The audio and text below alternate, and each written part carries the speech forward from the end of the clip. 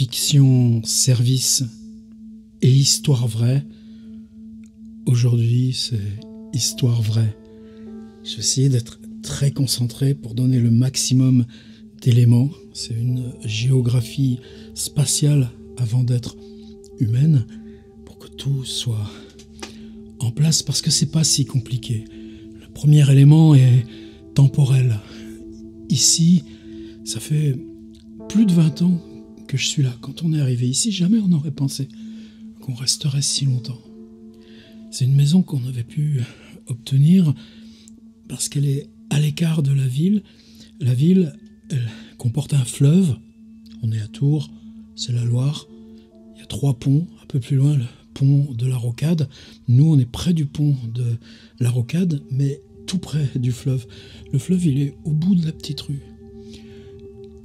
Ensuite, il y a le centre-ville de Saint-Cyr-sur-Loire, puis Tours, et au milieu, un dédale de vieilles maisons qui sont ce coteau, là où Balzac est venu avec Madame de Berny, la grenadière.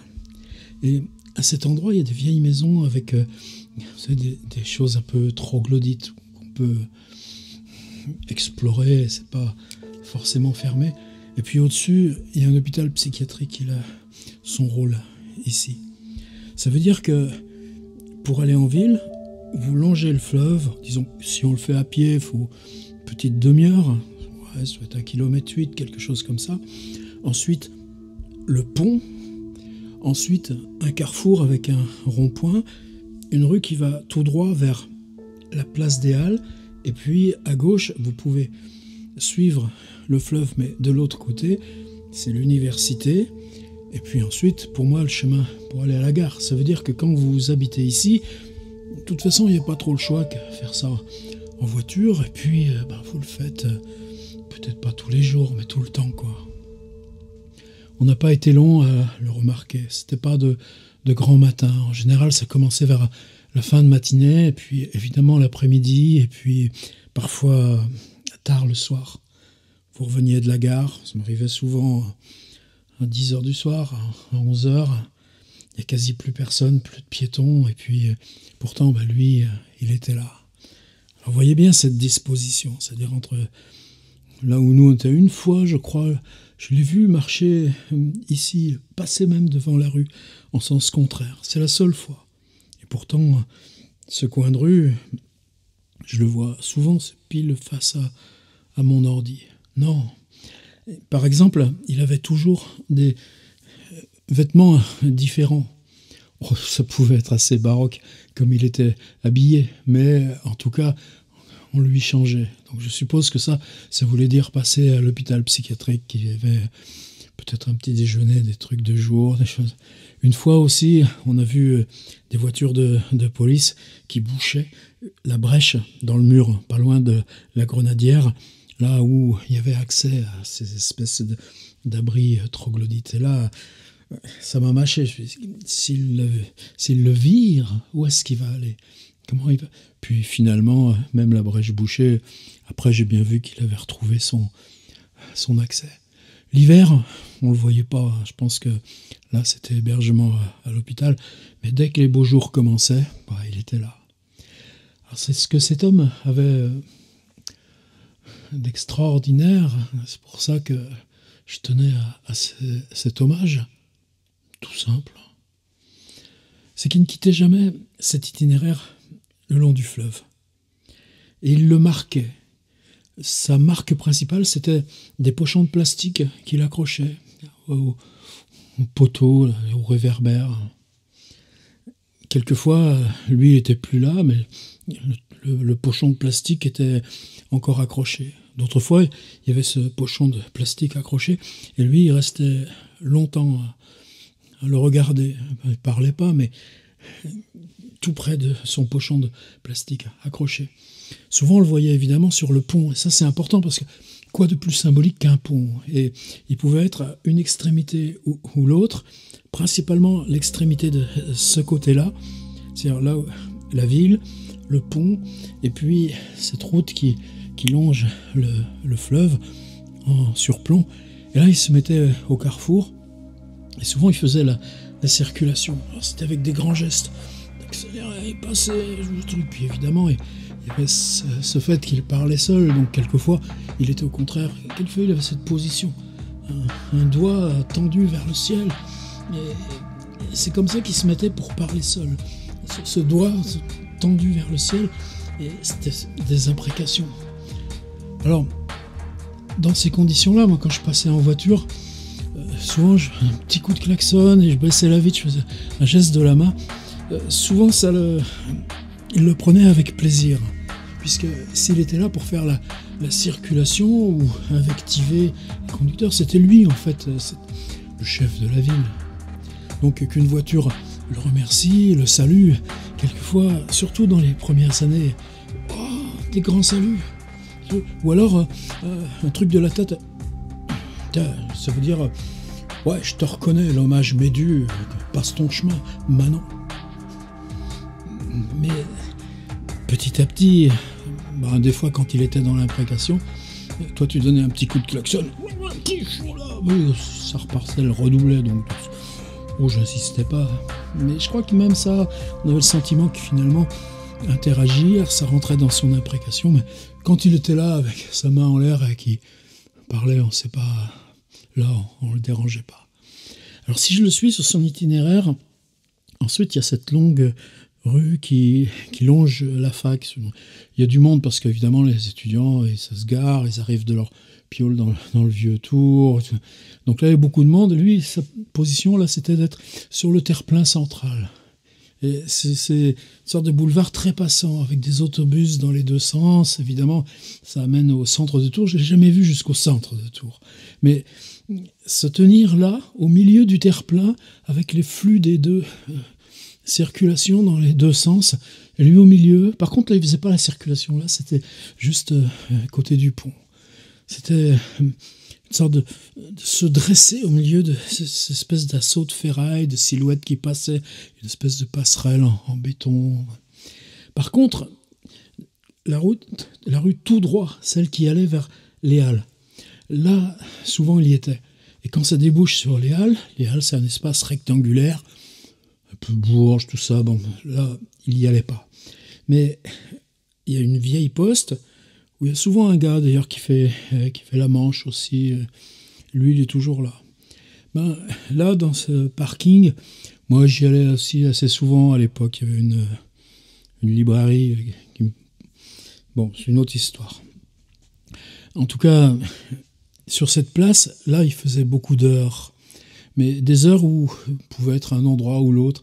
Mais c'était des heures calmes, pas comme sur le pont, pas des heures où il interférait. C'est là, par contre, que je me suis aperçu, parce que c'était aussi l'endroit où on venait conduire les enfants, les rechercher, qui parlaient seuls, mais dans une langue inventée. C'est-à-dire, on pouvait se mettre à un mètre ou deux, il ne fallait pas l'embêter, quoi. Mais il parlait de façon volubile, je ne peux pas le refaire. J'ai des enregistrements, des fois j'ai pris en note des expressions qui revenaient dans ce qu'il disait, mais c'était des discours qui étaient à la fois monologues, à la fois des adresses, mais avec une façon un peu rauque, avec des sonorités, mais des sonorités qui fabriquaient une langue. Et là, souvent, sans l'embêter, mais dans les premières années aussi, on pouvait le saluer. Ça va? Et là, un salut militaire. Et on pouvait même échanger des mots. Alors, aujourd'hui, il fait beau, enfin des bêtises, quoi. Mais voilà, il n'y a pas beaucoup de circulation. Et il grommelait, il répondait dans sa langue inventée, mais on était dans un bout de dialogue. Ça m'est arrivé plusieurs fois.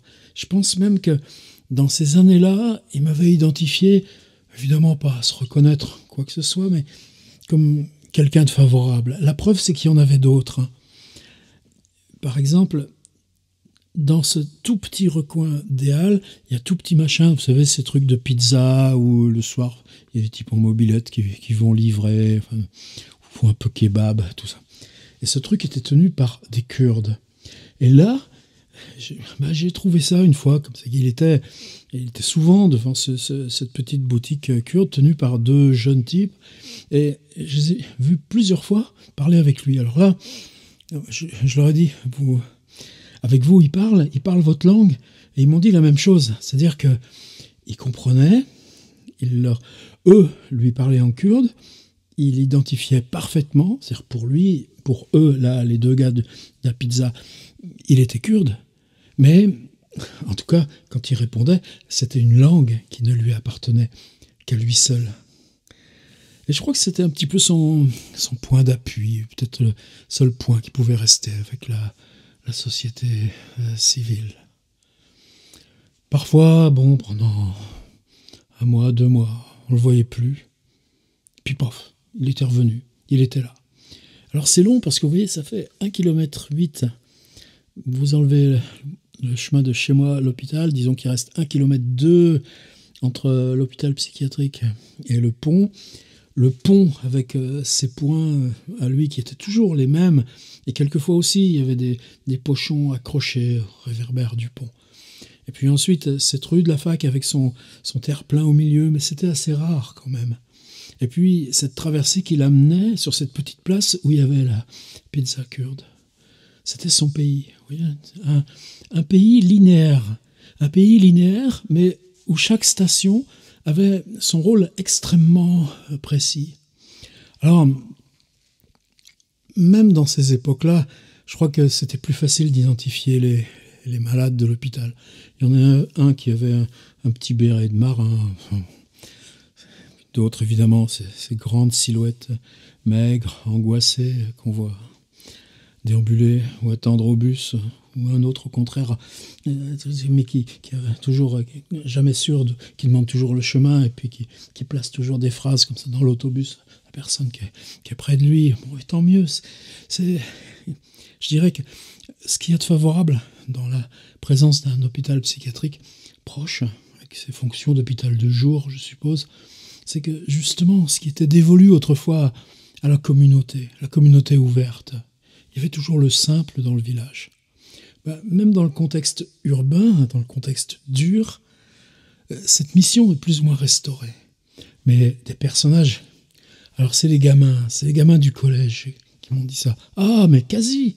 Ah, mais tu parles avec Kazi! Et donc, j'ai su que eux l'appelaient Kazi. D'où vous tenez le nom?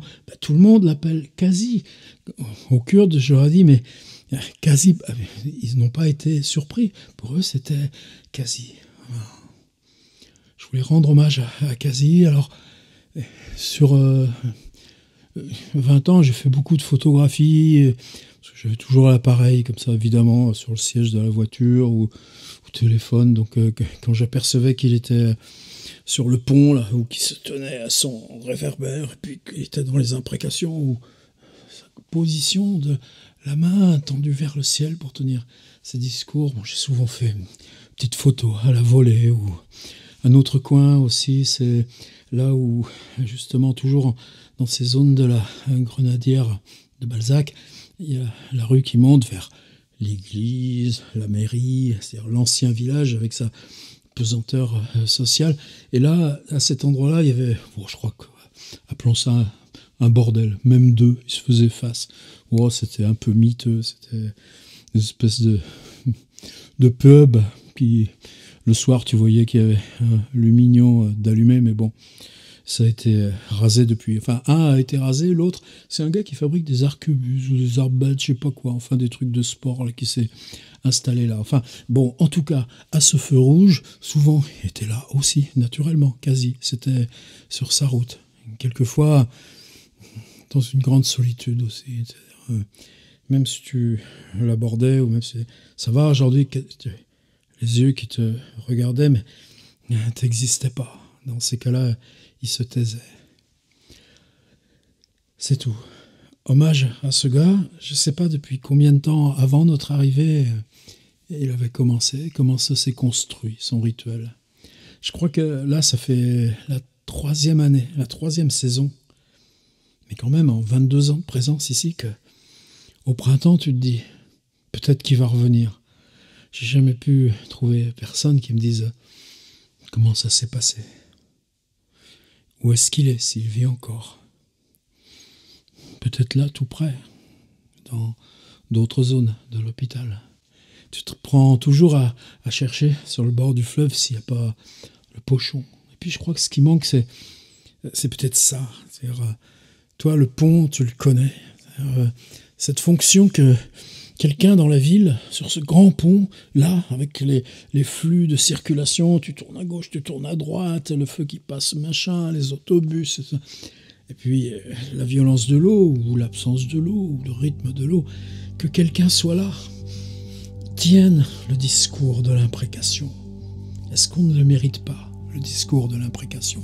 Ou bien, là où on est dans le total anonymat de la circulation, nous apostrophe en disant « et puis que si vous tendez la main, il va vous faire ça pour dire. » Voilà. Il paraît qu'il s'appelait Quasi.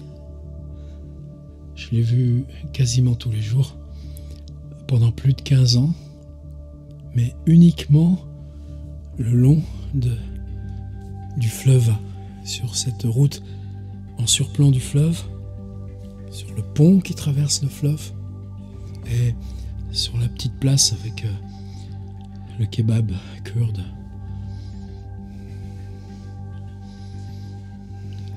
Ce soir, c'était histoire vraie.